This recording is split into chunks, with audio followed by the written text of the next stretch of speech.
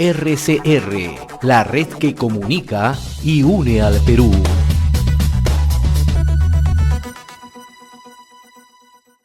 Bien, a esta hora ya saludamos al señor Óscar Pérez, ¿no? Él es presidente de la ONG Venezolanos en el Perú, es diputado en Venezuela. Don Óscar, qué gusto saludarlo, muy amable. Sí, buenas tardes, don José. Disculpe, estos son los temas técnicos que a veces en medio de la virtualidad se escapan de nuestras manos. Bien, sí, en primer lugar agradecerle la amabilidad. Ustedes, don Óscar, han denunciado ayer una campaña de xenofobia, ¿no? Y nos parece con justificada razón lo han expresado, ¿no? Quienes conocemos a dos amigos venezolanos que han llegado y que de una u otra manera están contribuyendo en nuestro país, ¿no? Con la fuerza laboral, muchos también en el tema profesional, tienen que estar preocupados. ¿Cuál es el tema de fondo cuando ustedes señalan que se está desatando una campaña de xenofobia, ¿no? Mire, nosotros lo que hemos visto en los últimos días, don José, es una campaña que no sabemos a quién atribuírsela, que busca de una u otra forma, con fake news, con noticias falsas, con mensajes agresivos, lo que busca de manera tendenciosa es generar una suerte de confrontación innecesaria entre venezolanos y peruanos, lo cual, por supuesto, nosotros rechazamos, condenamos, y lo que estamos haciendo es un llamado de atención para que esta campaña no pueda cobrar fuerza y no pueda tomar fuerza, porque no es lo que se percibe en la calle. En la calle, más allá de algunas situaciones incómodas que se puedan registrar de un lado o del otro, lo que vemos es a un pueblo que es solidario con los venezolanos que, escapando de la grave crisis humanitaria por la cual está atravesando nuestro país, ha llegado acá. Así que nosotros lo que quisimos fue hacer un llamado de atención, en primer lugar, denunciar esta campaña que se está adelantando a través de redes sociales. Por ejemplo, se está colgando información de hechos punibles, hechos delictivos que han sido cometidos en otros países y en otros momentos, y se trata de hacer ver que es ahora y en el Perú. Y obviamente que en un momento en donde se busca exacerbar los ánimos, esto obviamente en algunos espacios, tanto peruanos como venezolanos, puede ser muy delicado. Es por eso que lo que hemos hecho un llamado de atención y a su vez explicar de una manera diáfana, buscando mayores niveles de comprensión, el por qué 6 millones de venezolanos hemos tenido que salir de nuestro país y por qué más de 1 millón de estos 6 millones han venido a buscar protección. Ahora, usted ha mencionado que hay una serie de hechos que se atribuyen, pero que no son reales, ¿no? Que se están tomando de hechos delictivos en otros países, ¿no? Pero también hay otro tema, ¿no? Se habla que incluso ustedes tendrían intenciones de participar en las elecciones populares en el Perú y otros hechos, ¿no? Nos gustaría conocer su comentario. Ustedes, las veces que hemos conversado con usted, siempre están preocupados, pero por la situación de sus compatriotas, ¿no? Entonces, ¿a qué atribuyen que se estén generando este tipo de informaciones o desinformaciones, mejor dicho, ¿no? Sí, mire, eso que usted acaba de mencionar es bien importante. A mí me han lanzado ya de congresista y de alcalde no sé cuántas veces acá en el Perú, como a otros hermanos venezolanos, y esto obviamente se cae por sí solo. O sea, aquí hay una normativa legal, hay una constitución que claramente establece de manera bien clara y firme quienes pueden participar en procesos electorales en este país. Así que obviamente que mal se podría pensar que yo quiero ser congresista o que cualquier otro venezolano quiere ser congresista, cuando ni siquiera podemos ejercer el voto, el sufragio en este país. Entonces, esas campañas, obviamente, lo que buscan es generar situaciones incómodas, generar confrontación, generar situaciones que busquen enfrentamientos entre venezolanos y peruanos, buscar de generar espacios xenófobos para tratar de rechazar lo que es la llegada de venezolanos a este país. Y obviamente que en el marco de un proceso electoral como el que se está desarrollando en este momento, hay algunas voces agoreras y voces oportunistas que tratan de aprovecharse de esto para aún más meterle un poco más de leña a la candela. Nosotros rechazamos de plano cualquier participación política, rechazamos de plano cualquier hecho delictivo cometido por un mal elemento de origen venezolano acá, para el cual pediremos siempre castigo. Pero obviamente que también tenemos que rechazar el que se trate de importar de manera maliciosa algunos elementos noticiosos sobre hechos punibles cometidos en otros países para tratar de hacer ver que se han cometido acá en el Perú y en los momentos actuales. Ahora, usted ha detallado que sus compatriotas se vieron obligados a salir de su país en búsqueda de oportunidades, ¿no? Por la crisis humanitaria que actualmente se vive en Venezuela, ¿no? No le pido una apreciación política sobre el proceso en el Perú, yo sé que usted es muy respetuoso, pero sí le pido un poco para que quienes nos están sintonizando en distintos puntos del territorio nacional puedan conocer cuál es la realidad de los hermanos venezolanos en estos momentos y por qué han abandonado su país, ¿no? Cómo se gestó esta situación, lamentable, por cierto, ¿no? Sí, yo no puedo hablar, don José, del proceso electoral, Claro, y jamás así lo es, haría así es. por ser respetuoso, ¿no? Pero sí puedo hablar de cómo se inició toda esta desgracia, toda esta situación apocalíptica que vivimos los venezolanos y que comenzó en el año 97, 98, cuando irrumpe en la escena política de nuestro país una persona que comenzó a ofrecer que iba a acabar con la pobreza, que iba a acabar con la corrupción, que iba a buscar de que la educación, la salud, y el resto de los servicios en Venezuela estuviesen, que fuesen optimizados y que pudiesen estar al alcance de todos. Y obviamente que creímos en él. Yo no en lo particular, pero hablo de forma general. Mucha gente creyó en él y votaron masivamente por Hugo Chávez Frías en el 98.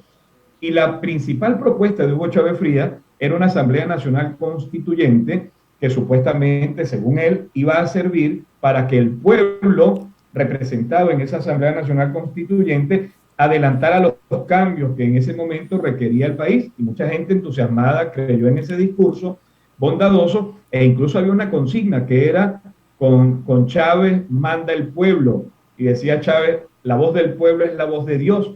Y bueno, la gente votó por esa Asamblea Nacional Constituyente. Y mire, don José, uno de los primeros decretos que emanó de esta Asamblea Nacional Constituyente fue que se proclamó plenipotenciaria, o sea, que estaba por encima del resto de los poderes públicos constituidos en nuestro país. Y bueno, la primera decisión después de declararse plenipotenciaria fue disolver el Congreso y comenzar ya ese camino que luego ya todos conocemos, que fue buscar perpetuar en el poder a quienes estaban ejerciendo la presidencia en ese momento.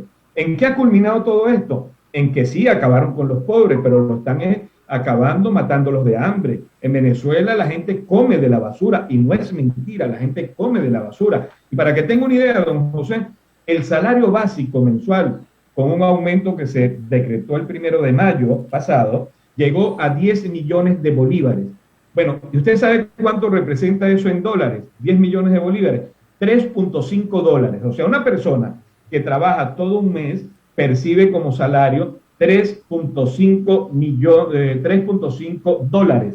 O sea, vea usted, y la canasta básica en Venezuela en este momento tiene un costo de 229 dólares. Un cartón de huevos, como lo llamamos nosotros, un cartón de huevos, cuesta $1.37. Un litro de leche cuesta $1.40. Y un kilo de carne cuesta 3.52 dólares. O sea que con un salario mínimo básico mensual, una persona no podría comprar un kilo de carne. Y eso es lo que estamos viviendo en este momento en Venezuela. ¿Por qué? Porque se cayó el empleo, tenemos un 60% de desempleo en este momento en Venezuela, porque estas medidas de expropiaciones, de estatizaciones, nacionalizaciones, lo que provocaron fue que la gente cerrara las empresas, que se fueran con sus capitales a otros lados, y obviamente que eso es lo que se traduce en este momento en que el 90% de los venezolanos seamos pobres, declarados como pobres, por este tipo de manejos populistas que obviamente nos han llevado a una desgracia a los venezolanos. Y siendo el país que tiene mayores reservas de petróleo en el mundo, ¿no? Claro, mire, Venezuela tiene las mayores reservas probadas de petróleo en el mundo, tiene la mayor refinería, la refinería más grande del mundo, que es el complejo de Amuay. Venezuela tiene uno de las empresas de distribución de gasolina más grande de los Estados Unidos, sí, Venezuela es fundadora de la OPEP con Juan Pablo Pérez Alfonso. ¿Y cómo usted puede explicar que teniendo todos estos atributos, en Venezuela en este momento no haya gasolina? O sea, es realmente insólito que en Venezuela no haya gasolina. Entonces, ¿a qué nos han llevado? A una catástrofe. La improvisación que nació en el 98 y que la corrupción, lejos de haberse acabado con esa propuesta de la Asamblea Nacional Constituyente, de que iba a mandar el pueblo en Venezuela, la corrupción lo que ha hecho es arraigarse y crecer exponencialmente de una manera dramática en Venezuela, porque ahora quienes llegaron al poder en alpargatas o en sandalias, ¿verdad? Ahora son los grandes ricachones en Venezuela, que mientras la gente no encuentra gasolina para andar en sus autos, que mientras el metro de Caracas está totalmente colapsado, a ellos se exhiben ahora con Ferrari, con Lamborghini, con Mercedes-Benz, y obviamente que eso es lo que deplora y condena el pueblo, pero además ahora no tienen por dónde denunciarlo, porque una de las primeras escaladas que comenzaron ellos a adelantar fue cerrar medios de comunicación, y a los que no pudieron cerrar los intimidaron, se autocensuraron, y ahora la gente, además de que no tiene cómo expresar su molestia, tampoco tiene la posibilidad de mantenerse informado de manera permanente. Ahora, me gustaría un poco conocer cómo es que Hugo Chávez Frías manejó lo que él llamó, ¿no?, una reforma económica en el tema de las nacionalizaciones, estatizaciones de las empresas privadas, que ese es el punto clave, ¿no?, que él siempre abordaba, ¿no?, como una suerte de reactivación económica para Venezuela, yo me acuerdo, ¿no? Pero, en realidad, ¿qué es lo que ocurrió en el fondo? ¿De qué manera él nacionalizó las empresas y hizo que huyan los capitales? Mire, fue algo caprichoso y algo obviamente también retaliativo. Todos aquellos empresarios que eran opuestos a esta política estatista y a esta política represiva que representaba Hugo Chávez Frías y que ahora la encarna Nicolás Maduro, obviamente que como castigo le quitaron las empresas y la colocaron al servicio del Estado o se la entregaron a algún amigo de lo que ellos llaman revolución bolivariana. Y pasaron de ser empresas productivas a ser hoy día cementerios, en donde no hay absolutamente nada, y obviamente que quienes pagaron los platos rotos son los trabajadores, miles de trabajadores que han quedado desempleados porque estas empresas que de manera caprichosa, a veces era hasta por capricho, esa empresa de quién es, de fulano de tal, expropiese, aquello de quién es, de fulano de tal, expropiese, sí, de manera caprichosa, o sea, sin un tipo de coherencia, sin ningún tipo de programación real sobre qué se podía hacer sobre esas empresas. Le puedo comentar una,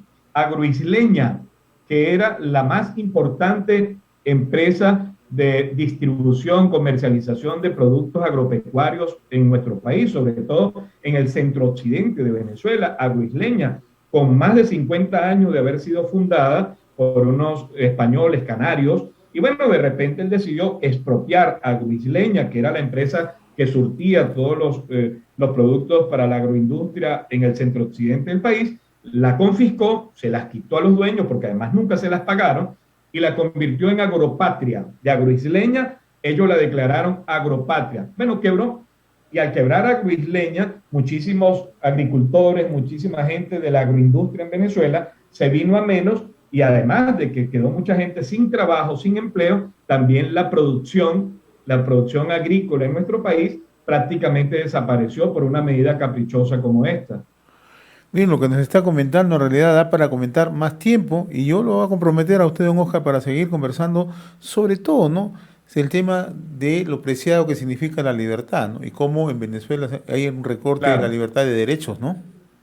Mire, don José, yo le voy a decir algo. Lo que estamos pasando nosotros es realmente dramático. Y le voy a comentar brevemente dos cosas. Una, yo me siento muy consternado y triste porque en Venezuela está muriendo gente sola en sus casas sin que nadie se entere, porque son personas adultas mayores, que sus hijos forman parte de estos más de 6 millones de venezolanos que han salido del país a buscar oportunidades, a buscar vida, y se han quedado solos ellos en sus casitas, y si no se mueren de hambre, se mueren por el COVID o por cualquier otra enfermedad. Gente que está apareciendo muerta sola en sus casas. por este tipo de actitudes realmente que no tienen ningún tipo de calificativo decente y por lo tanto prefiero no hacerlo. Por eso que yo en lo particular no le desearía a nadie en el mundo que tuviese que pasar por una situación similar a la que estamos viviendo los venezolanos.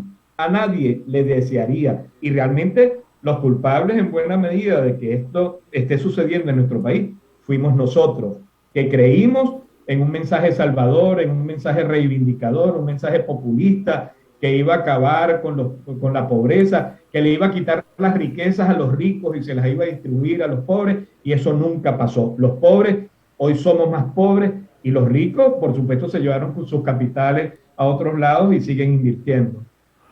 Don Oscar, como siempre, un gusto haber conversado con usted y lo comprometo Gracias. para seguir conversando más adelante, ¿no? Cuando guste, para Muy mí es un amable. gusto y un Gracias, don privilegio. Oscar. Conversamos con el señor Oscar Pérez, presidente de la ONG Venezolanos del Perú. En su momento ha sido diputado en Venezuela. RCR, la red que comunica y une al Perú.